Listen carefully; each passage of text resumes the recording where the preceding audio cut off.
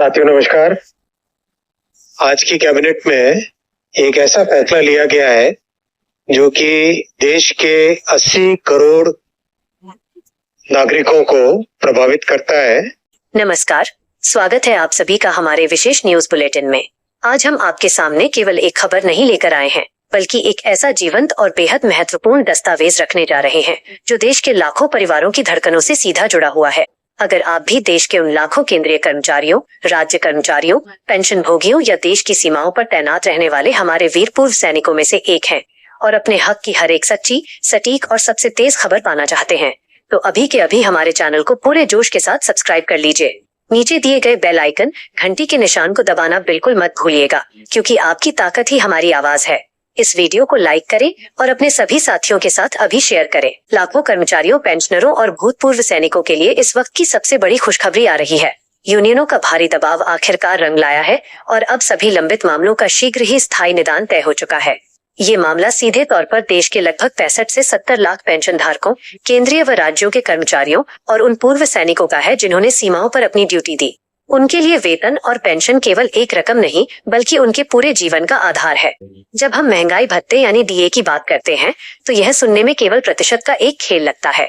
अब चर्चा है कि ये 60% से बढ़कर 62% होने जा रहा है। कागज पर भले ही ये 2% का मामूली अंतर दिखे, लेकिन जमीन पर, असल जिंदगी में ये अंतर रसोई गैस सिलेंडर की बढ़ती कीमतों में दिखता है, बच्चों की स्कूल फीस में दिखता है और हमारे बुजुर्गों की दवाइयों के खर्च में साफ महसूस होता है। और अब बात उस शब्द की जिसे सुनते ही हर कर्मचारी के मन में उम्मीद और भ्रम दोनों एक साथ पैदा होते हैं।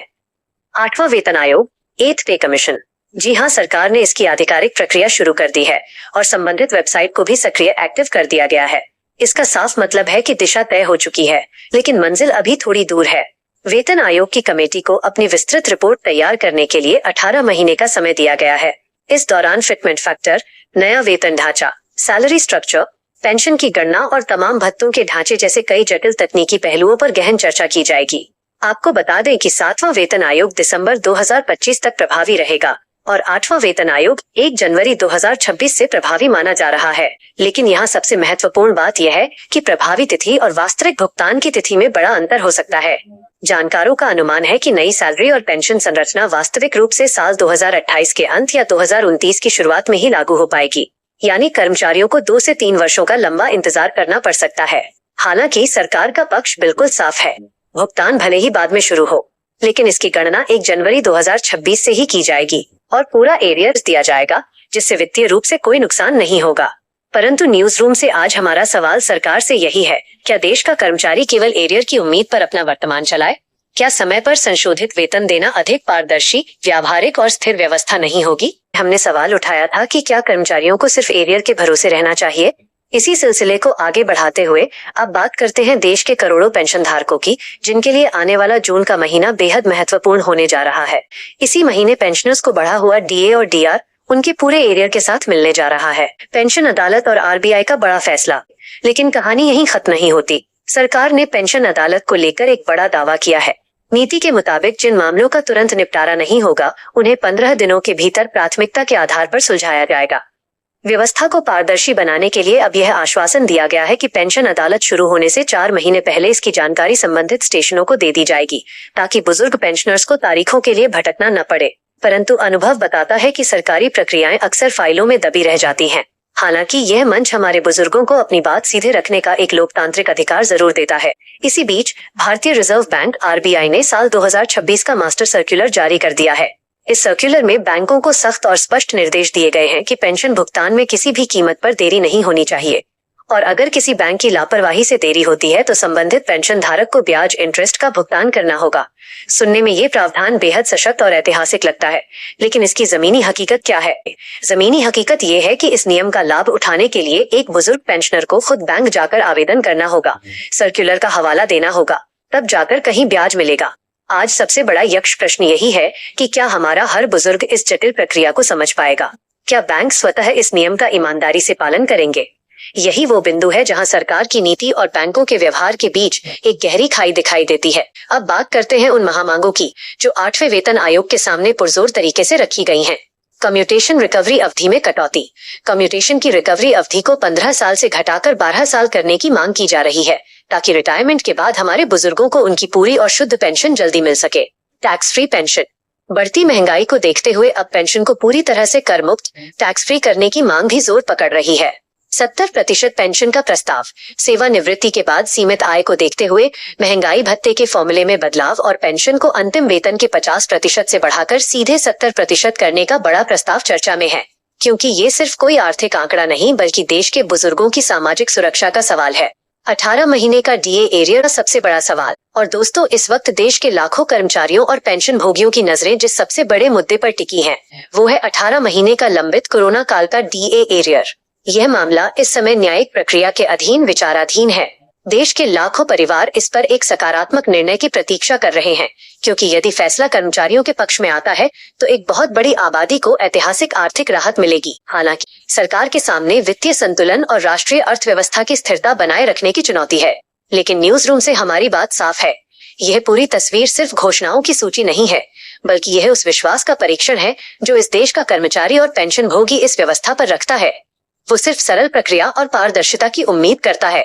याद रखिए, जब महंगाई बढ़ती है तो उसका असर तुरंत जेब पर महसूस होता है, लेकिन राहत की किसी भी सरकारी घोषणा का असर तब तक अधूरा रहता है जब तक कि वो पैसा सीधे कर्मचारी के बैंक खाते में दिखाई ना दे। जहां हमने बात की थी कि राहत की घोषणा तब तक अधूरी है जब तक वो पैसा सीधे खाते में दिखाई न दे।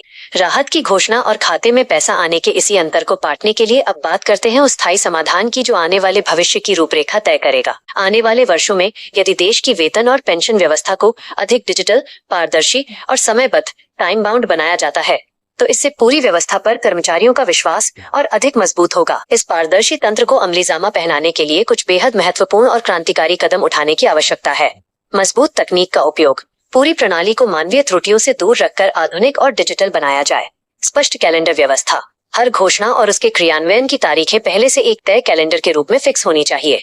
समयबद्ध कैबिनेट स्वीकृति। फाइलों को महीनों अटकाने के बजाय कैबिनेट की मंजूरी के लिए एक सख्त समय सीमा तय हो। साधारण ब्याज भुगतान। यदि व्यवस्था की तरफ से देरी होती है तो पेंशन भोगी को बिना मांगे उसके नुकसान की भरपाई साधारण ब्याज के साथ की जाए। ये तमाम व्यवस्थाएं इस दिशा में मील का पत्थर साबित हो सकती हैं। ये निराशा की नहीं, सामूहिक आवाज की कहानी है।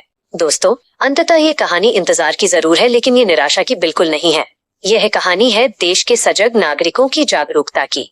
ये कहानी है उस सामूहिक आवाज की जो हमारी प्रशासनिक व्यवस्था को हर दिन बेहतर और जवाबदेह बनाने की प्रेरणा देती है। जिन वीर जवानों और निष्ठावान कर्मचारियों ने अपनी पूरी जिंदगी, अपनी पूरी जवानी इस देश की सेवा में लगा दी, उन्हें अपने ही हक के लिए जीवन के आखिरी पड़ाव में लंबा इंतजार न करना पड़े। यही इस चर्चा का सबसे बड़ा ध्येय है। यही हमारी पूरी चर्चा का मूल भाव है। हर महीने सरकार की तरफ से नई घोषणाएं आती रहेंगी, हर महीने नया अपडेट आएगा और हर बार दिल में एक नई उम्मीद जागेगी। लेकिन न्यूज रूम से आज हम ये स्पष्ट कर देना चाहते हैं कि जब तक हमारी व्यवस्था ऐसी न हो जाए जहां सरकारी घोषणा और वास्तविक भुगतान के बीच का अंतर बिल्कुल न्यूनतम, मिनिमम हो, तब तक बदलाव की ये कहानी और हमारी ये मुहिम लगातार चलती रहेगी। हम पुरजोर उम्मीद करते हैं कि आने वाले समय में वेतन और पेंशन से जुड़ी हर एक प्रक्रिया इतनी साफ, स्पष्ट और समयबद्ध हो कि हमारे कर्मचारियों और पेंशन धारकों को हर बार किसी चिंता या डर के साथ अपने हक का इंतजार न करना पड़े, बल्कि पूरे सम्मान और पूर्ण विश्वास के साथ उनके अधिकार उन्हें सीधे मिल सके। यही इस देश की आशा है, यही हमारा संदेश है और यही हमारी इस विस्तृत प्रस्तुति का पूरा सार है। तो मेरे देश के वीर जवानों, सम्मानित कर्मचारियों और बुजुर्ग पेंशन भोगियों, अगर आप भी हमारी इस सामूहिक आवाज से इत्तेफाक रखते हैं और चाहते हैं कि आपकी आवाज सीधे सत्ता के गलियारों तक गूंजे, तो बिना एक सेकंड की भी देरी किए पूरे जोश के साथ हमारे चैनल को अभी के अभी सब्सक्राइब कर लीजिए। नीचे दिए गए बेल आइकन, घंटी के बटन को जरूर दबाएं ताकि हर एक सटीक विश्लेषण सबसे पहले आप तक पहुंचे। इस वीडियो को लाइक करें और देश के हर एक कर्मचारी, हर एक पेंशन भोगी तक व्हाट्सएप और फेसबुक पर शेयर करके आग की तरह फैला दीजिए। आपकी एक एक सब्सक्राइब हमारी सबसे बड़ी ताकत है। मिलते हैं एक और धमाकेदार और सच्ची खबर के साथ। तब तक के लिए अपना ख्याल रखिए। नमस्कार।